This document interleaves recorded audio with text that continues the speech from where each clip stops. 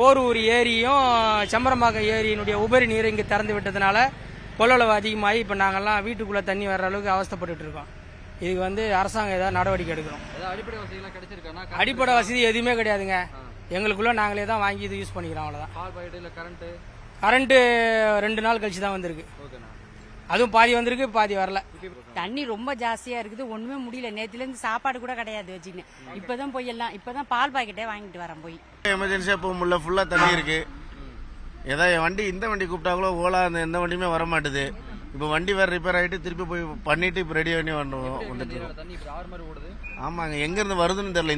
இங்கே பெஞ்ச மழை கிடையாது, வேற எங்கேருந்து பெஞ்ச மழை இந்த பக்கம் வருது. எல்லாமே அதிகமாக தான் சார் இருக்கு.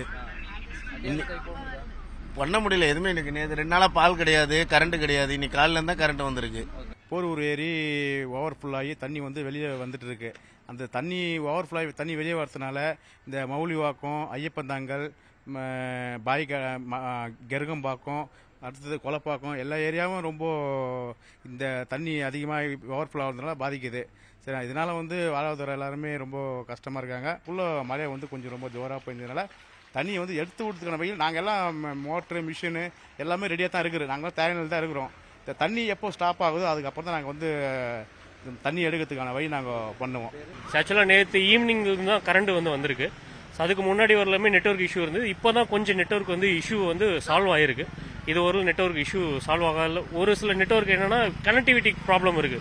ஏதாவது ஒரு போஸ்ட் பண்ணணும், ஒருகிட்ட பேசணும் அப்படின்னா கூட யார்கிட்டயுமே பேச முடியல. ஃபோன் காலில் மட்டும்தான் பேச முடியுது. அதுவும் ஒரு சில இடத்துல வந்து நின்று தான் பேச முடிஞ்சிருந்தது.